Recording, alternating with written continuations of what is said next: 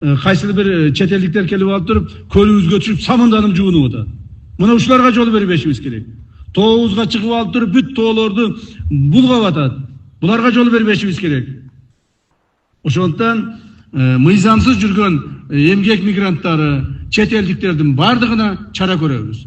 Бардыгын чыгарып депортация кылганга мурда күчүбүз жетпейт эле. Мурда акчабыз жок деп карап отурат элек. Азыр баарыбыз бар. Акчабыз да бар, күчүбүз да бар, баары жетет. Бишкекте күндүз коомдук жайда зара кылган кишиге чара көрүлдү. Бул тууралуу 1-май райондук ички иштер бөлүмү билдирди. Райондук милицияга 2 күн мурун тагыраагы 28-майда социалдык тармактарда белгисиз адам коомдук жайда зара кылганы тартылган видео тарары менен аны аныктоо иштери жүргөнүн белгиледи. Натыйжада видеодогу киши 53 жаштагы жаран экени аныкталып, ага майда бейбаштык менен протокол түзүлгөн. Ал райондук сотко жеткирилип, ал жактан ага 5500 сом мөлчөрүндө айып пул салынды. Милиция коомдук жайда жүрүм турум эрежелерин бузган ар бир терс көрүнүштөргө мыйзам чегинде чаралар каралганын эскертти. Кыргызстаныбызда болгону 7,5 миллион элбиз. Биздин мамлекетибизге быйыл 10 миллион турист келип атат. Биздин ичибизде жашаган элдерден дагы көбүрөөк адамдар келип атат.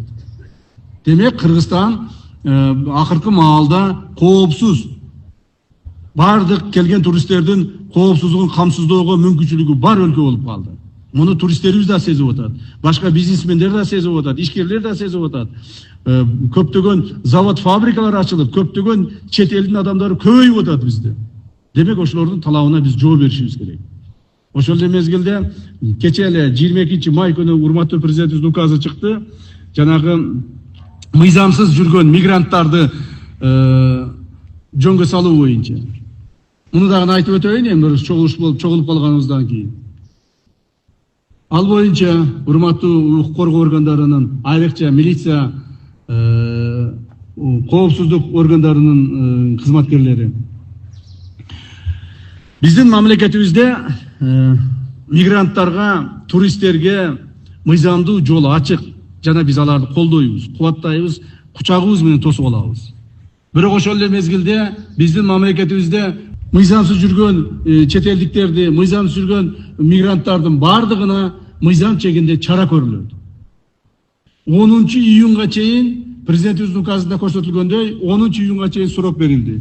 Эгер 10-июнга чейин ушул биздин мамлекетибизде жүргөн чет элдиктер өзүнүн жүрүү процессин, статусун мыйзамдаштырбай турган болсо, 10-июндан баштап алар боюнча чара көрүлө баштайт. Утуңуздар да, айрыкча ошо Ысык көл жергесинде дагы. Мына көлдүн жээгине өтө көптөгөн жанагыдай мыйзамсыз жүргөн мигранттар көбөйүп кетет. Аларга чара көрүшүбүз керек. Жана биздин мамлекетибиздеги, биздин улутубузга, коомубузга тийиштүү болгон адеп ахлакты сакташ керек. Кээ бир жерде видеолорду көрүп калып атабыз, кайсыл бир чет элдиктер келип алып туруп, көлүбүзгө түшүп самынданып жуунуп атат. Мына ушуларга жол бербешибиз керек. Тообузга чыгып алып туруп, бүт тоолорду булгап атат. Буларга жол бербешибиз керек. Ошондуктан мыйзамсыз жүргөн эмгек мигранттары, чет элдиктердин бардыгына чара көрөбүз. Бардыгын чыгарып депортация кылганга мурда күчүбүз жетпейт эле. Мурда акчабыз жок деп карап отурат элек. Азыр баарыбыз бар. Акчабыз да бар, күчүбүз да бар, баары жетет. Урматтуу бүгүнкү жыйындын катышуучулары, дагы бир жолу айтып кетейин, сезон башталары алдында ушундай жыйындарды өткүзүп, элге, журтка жарыяны кылып, баарына жеткизип турабыз маалыматты. Мына быйылкы жылкыбыз өзгөчө. Себеби урматтуу президентибиздин алдыбызга койгон талаптары күчөдү. Муну ачык айтыш керек. Себеби мына бир эле маселени айтайын, экология боюнча. Экология боюнча биз Кыргызстаныбыз жаратылышы өтө сонун, мындай бир жакшы экологиялык шарттар түзүлгөн өлкөбүз. Демек биз ушул шарттарды сактап калышыбыз керек. Бул бир эле Ысык көл аймагында эмес, бул тарабын карасаң Нарын облусунда бүт туристтердин баардыгы тоо таштарда жүрүшөт, баардыгын карашып. Тиякты Жалал Абадта карасаң Арсланбаб, Сарычелек, Баткенди карасаң Айгүл таш тоолорунда, Ошко барсаң Сулайман тоолорунун тегерегинде, мына Чүйдө болсо бүт мына Аларча жана башка капчыгайларда туристтерибиз толуп жүрөт. Таласка барсаң, Манас атабыздын күмбөзүнүн тегерегинде туристтер толуп жүрөт. То есть Кыргызстандын кайсыл бурун бурчагына барба, бул туристтик өлкө экенибизди биз далилдеп келе жатабыз. Ошолордун арасында Ысык көл аймагы туризм боюнча Кыргызстаныбыздын жүрөгү деп айтсак болот. Ысык көлдө жазы дагы, жайы дагы, кышы дагы, кайсыл убакта болбосун туристтик маал эч качан үзүлбөйт. Кышында мына өзүңүздөр көрүп атасыздар, тоо лыжа туризми өтө өнүгүп кетти. Азыркы күндөрдө. Жакынкы маалда урматтуу президентибиздин инициативасынын негизинде мына Күршебел 3 чокуну куруу боюнча иштер башталды. Биринчи этабы мына быйыл ишке кирет деп атат, күзгө, кышка барып. Экинчи этабы 2 жылдан кийин, үчүнчү этабы дагы 4 жылдан кийин ишке кирет деп атат. Эгерде бул ушул Күршебел 3 чокуну бириктирүүчү тоо лыжа базаларын куруп ала турган болсок, дүйнөдөгү эң узун трассалардын бири биздин мамлекетибизде болуп калат. Мына ошондо азыркы келип аткан 10 миллион турист эмес, андан кыйла көптөгөн туристтер келет. Демек, биз ушулардын баарына даяр болушубуз керек.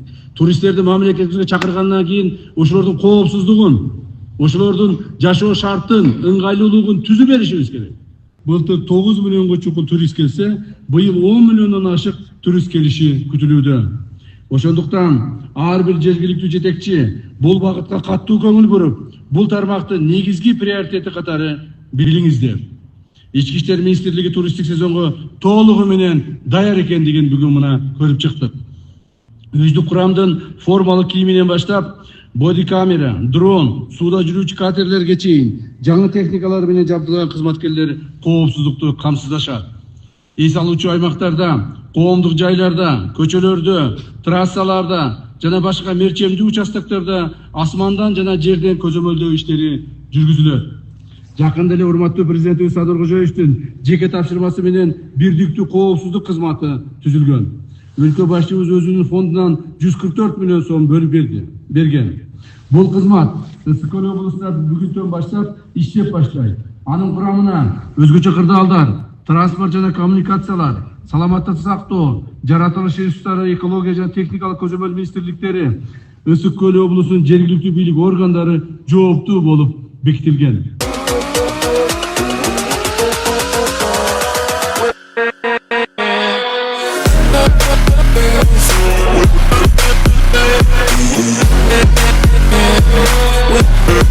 Yeah.